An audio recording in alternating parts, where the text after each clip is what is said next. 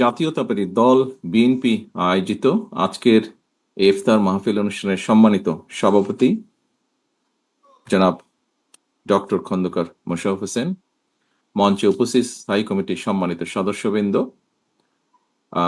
এবং অন্যান্য নেতৃবৃন্দ, ওলেমা মাশায়েখগণ এবং আমার সামনে উপস্থিত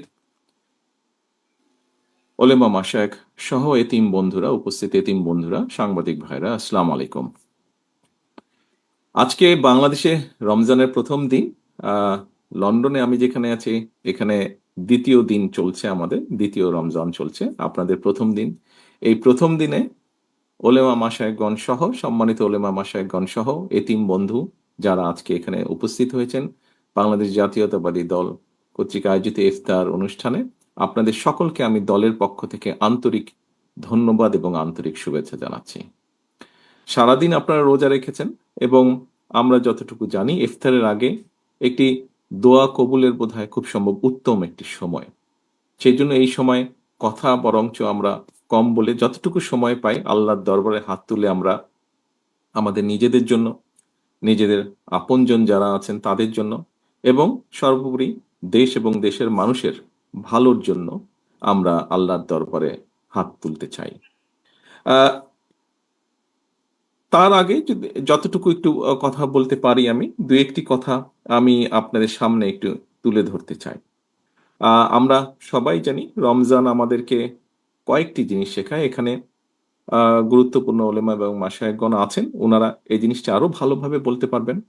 আমি যতটুকু আমার অবস্থান থেকে আমি দেখেছি যে রমজান আমাদেরকে বোধহয় শিখায় সংযম হতে, রমজান আমাদেরকে শিখায় কিভাবে ধৈর্যশীল হতে, রমজান আমাদেরকে শিখায় কিভাবে আমরা মানবিক দৃষ্টিকোণ দিয়ে মানুষের পাশে দাঁড়াতে পারি।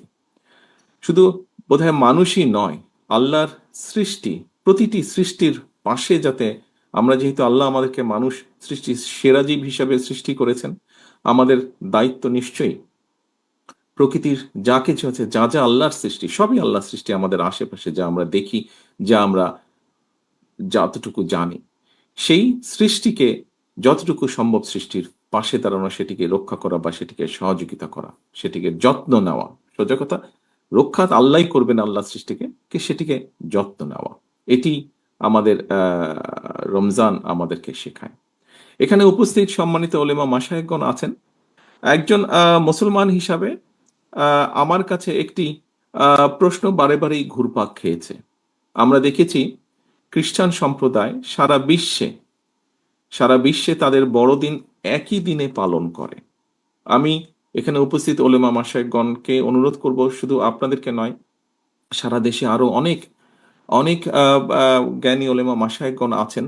আমরা চিন্তা করে দেখতে পারি কিনা, আমরা আলোচনা করে দেখতে পারি কিনা যে বাংলাদেশের মানুষ সারা বিশ্বের মানুষের সাথে একই দিনে আমরা একসাথে রোজা এবং ঈদ পালন করতে পারি কিনা, বিজ্ঞানের যুগে এটি করা সম্ভব কিনা, কোনো উপায় আছে কিনা, এই বিষয়টি আপনাদেরকে আমি চিন্তা করার জন্য অনুরোধ করব। আমরা আলোচনা শুরু করার আগেই একটি আয়াত শুনছিলাম কোরআনে, এবং সেই আয়াতের মূল বৈশিষ্ট্য হচ্ছে যে আমরা মানুষকে, আমাদের আশেপাশে যত আমাদের সহকর্মী, পরিবার, আত্মীয় স্বজন, বন্ধু বান্ধব যারাই আছেন, তাদেরকে সৎ কাজের জন্য উৎসাহ দেওয়া এবং অসৎ কাজে নিরুৎসাহিত করা। প্রিয় উপস্থিতিবৃন্দ, আমার মনে হয় এটি আমরা যদি করতে সক্ষম হই, যতটুকুই, যার যতটুকু অবস্থান থেকে যতটুকু আমরা করতে সক্ষম হই না কেন, তাহলে আমরা আমাদের যে প্রত্যাশিত সমাজ, আমাদের যে প্রত্যাশিত দেশ, এরকম একটি সমাজ এবং দেশ ধীরে ধীরে পর্যায়ক্রমিকভাবে গড়ে তুলতে সক্ষম হব। রমজানের এই দিনে, প্রথম রমজানের এই দিনে আমরা আল্লাহর দরবারে আবারও হাত তুলি। আসুন আল্লাহর দরবারে হাত তুলে আমরা নিজেদের জন্য, নিজেদের বাবা মা, আত্মীয় স্বজন, এখানে আমাদের এতিম বন্ধু যারা এসেছে, তারা যেই আপনজনকে হারিয়েছে, তাদের সকলের জন্য হাত তুলে আল্লাহর দরবারে আমরা দোয়া চাই। আল্লাহর দরবারে আমরা দোয়া চাই আমাদের এই যে প্রিয় মাতৃভূমি, যেটি আমাদের প্রথম এবং যেটি আমাদের শেষ ঠিকানা, সেই মাতৃভূমিকে যেন আল্লাহ একটি রহমত দেন, যে রহমতের কারণে আমরা প্রতিটা মানুষ, এই দেশের প্রতিটা মানুষ যাতে শান্তিতে আমরা থাকতে পারি, সেই রহমত যাতে আল্লাহ দেন, সেই এটা তার জন্য আমরা আল্লাহর দরবারে হাত তুলে দোয়া চাই। এই বলেই আমি আমার বক্তব্য শেষ করছি। আল্লাহ হাফেজ। বাংলাদেশ জিন্দাবাদ, বাংলাদেশ জাতীয়তাবাদীদের জিন্দাবাদ। আসসালামু আলাইকুম। ধন্যবাদ।